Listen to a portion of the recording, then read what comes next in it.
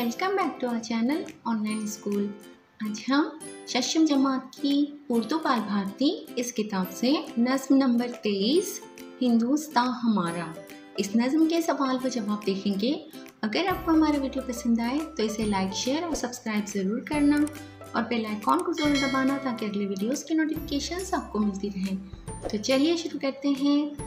नज़्म नंबर 23 हिंदुस्तां हमारा, सवाल व जवाब।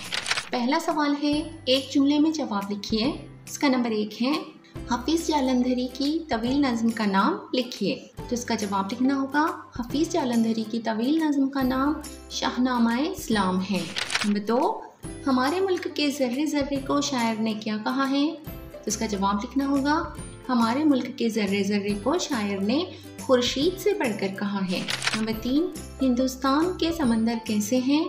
इसका जवाब है, हिंदुस्तान के समंदर मोतियों से भरे हैं। नंबर 4, हिंदुस्तान के फूल फल को छुप छुप कर कौन देखता है। इसका जवाब लिखना होगा, हिंदुस्तान के फूल फल को चांद तारे छुप छुप कर देखते हैं।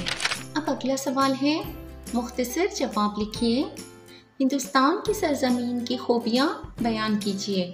तो इसका जवाब हमें इस तरह लिखना होगा, हिंदुस्तान की सरजमीन में बहुत सारी खूबियाँ हैं। इस सरजमीन के ज़र्रे सूरज से बढ़कर रोशन हैं। इसके पत्थर हीरे के मानंद हैं और यहाँ की मिट्टी सोने से भरी हुई है। इसके सभी समंदर मोतियों से भरे हैं। इस सरजमीन की हर चीज़ खूबसूरत है क्योंकि कुदरत ने इसे अपने हाथों से संवारा है। इस सरजमीन के फल रस भरे हैं और फूल प्यारे प्यारे हैं। ये सारे फल फूल खुदा ने जन्नत से उतारे हैं। आसमान से चांद तारे भी इन्हें छुप छुप के देखते हैं। हिंदुस्तान के बागों में परिंदे चहचहाते हैं। इसके परिंदे अल्लाह का शुक्र अदा करते हैं और हिंदुस्तान हमारा गीत गा रहे हैं। अब अगला है, वसत मेरे बयान की। उसका सवाल है, झील के बंद के मफहूम को अपने अल्फाज में लिखिए। इस सरजमी के ज़र्रे खुर्शीद से हैं बढ़कर, पत्थर हैं इसके हीरे, मिट्टी है इसकी पुरज़र और मोतियों भरे हैं इसके सभी समंदर। तो इस बंद के मफहूम को हमें अपने अल्फाज में लिखना होगा। तो इसका जवाब इस तरह है, इस बंद में शायर ने हिंदुस्तान की सरजमीन की खूबियाँ बयान की हैं। शायर कहता है कि इस सरजमीन के ज़र्रे सूरज से ज़्यादा रोशन और चमकदार हैं।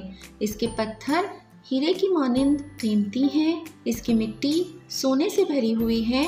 इसके सभी समंदर मोतियों से भरे हुए हैं। अब अगला है, गौर करके बताइए, सारी दुनिया हिंदुस्तान को जन्नत निशान क्यों कहती है।